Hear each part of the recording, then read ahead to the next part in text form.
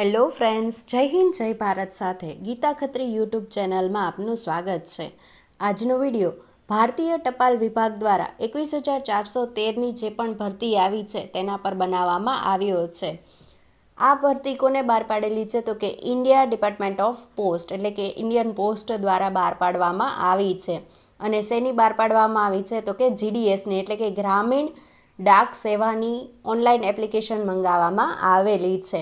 વાત કરીએ તેની એપ્લિકેશન ફોર્મ ભરવાની તારીખ તો કઈ છે તો કે સબમિશન ઓફ ઓનલાઈન એપ્લિકેશન એની તારીખ છે 10/2/2025થી લઈ 3/3/2025 સુધીની એટલે કે 10 ફેબ્રુઆરીથી લઈ અને 3 માર્ચ સુધી એપ્લિકેશન ફોર્મ ભરી શકાશે। ત્યાર પછી ફોર્મ ભર્યા પછી કોઈ પણ ભૂલ રહી ગઈ છે તો એ ભૂલ સુધારવા માટેની તારીખ કઈ છે, એડિટ કરવા માટેની તો કે 6/3/2025થી લઈ અને 8/3/2025 એટલે કે 6 માર્ચથી લઈને 8 માર્ચ સુધી આપેલી છે।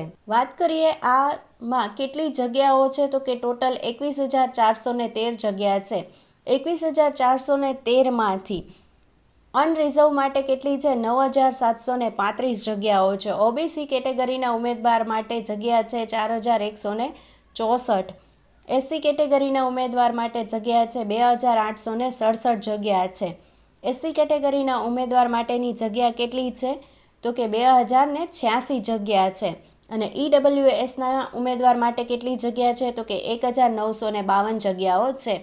અને ત્યાર પછી આપણે તેમાંથી વાત કરીએ ગુજરાત રાજ્યમાં કેટલી જગ્યા છે તો ગુજરાતમાં છે અનરિઝર્વ માટે છે 524 જગ્યા, ઓબીસી માટે 260 જગ્યા, એસસી કેટેગરીના ઉમેદવાર માટે 54 જગ્યા, એસસી કેટેગરીના ઉમેદવાર માટે 212 જગ્યા છે, ઈડબ્લ્યુએસના ઉમેદવાર માટે 122 જગ્યા છે। અને ટોટલ કેટલી છે ગુજરાત રાજ્યમાં જગ્યા તો કે 1,203 જગ્યાઓ છે। ત્યાર પછી આપણે વાત કરીએ પે સ્કેલની તો પે સ્કેલ ટીઆરસીએના પ્રમાણે એટલે કે ટાઈમ રિલેટેડ કન્ટિન્યુટી અલાઉન્સ પ્રમાણે આપવામાં આવશે। બીએમપી એટલે કે બ્રાન્ચ પોસ્ટ માસ્ટરને કેટલી સેલેરી હશે તો કે ₹12,000થી લઈ ને ₹29,380 અને એબીપીએમ ડાક સેવક એબીપીએમ એટલે શું તો કે આસિસ્ટન્ટ બ્રાન્ચ પોસ્ટ માસ્ટરને કેટલા હશે તો કે ₹10,000થી લઈ ₹24,470 સુધીની સેલેરી હશે।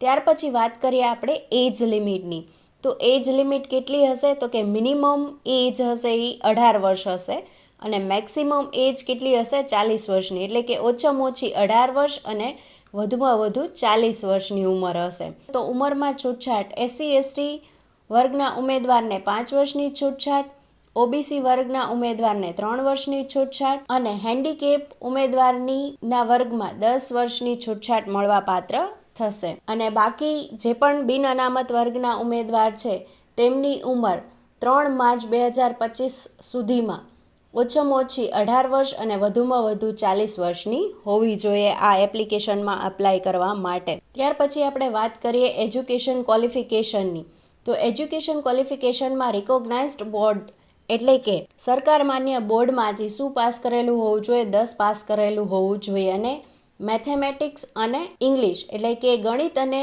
ઇંગ્લિશ વિષય સાથે પાસ કરેલું હોવું જોઈએ તો તમે આ એપ્લિકેશનમાં એપ્લાય કરી શકો છો। ત્યાર પછી વાત કરીએ આપણે સિલેક્શન ક્રાઇટેરિયા એટલે કે સિલેક્શન પ્રોસેસની તો સિલેક્શન પ્રોસેસ છે એ મેરિટ આધારે થશે એટલે કે તમે જે પણ 10મામાં પર્સન્ટેજ મેળવ્યા હશે એ પર્સન્ટેજના આધારે એક મેરિટ બહાર પડશે અને તેના ઉપરથી આખું સિલેક્શન પ્રોસેસ થશે। ત્યાર પછી વાત કરીએ ફીની તો ફી કેટલી છે તો કે જે પણ SC ST handicap transgender woman and female છે તેમને કોઈ પણ ફી ભરવાની રહેતી નથી પણ જે પણ ઉમેદવાર જનરલ કેટેગરી ઈડબ્લ્યુએસ ઓબીસી કેટેગરીના ઉમેદવાર છે તેમને ₹100 ફી ભરવાની રહેશે અને આ ફી છે તે ઓનલાઈન જ કરવાની છે તો credit debit card net banking વગેરે સેવાઓ દ્વારા ફી ભરી શકાશે। વિડીયો ગમ્યો હોય તો લાઈક શેર અને કમેન્ટ જરૂરથી કરજો અને હા ફ્રેન્ડ્સ સબસ્ક્રાઈબ કરવાનું ભૂલતા નહીં, સાથે સાથે બાજુમાં આવેલા બેલ આઇકનને જરૂરથી પ્રેસ કરજો જેથી કરીને નવા આવનારા વિડીયોની નોટિફિકેશન મળતી રહે। Thank you.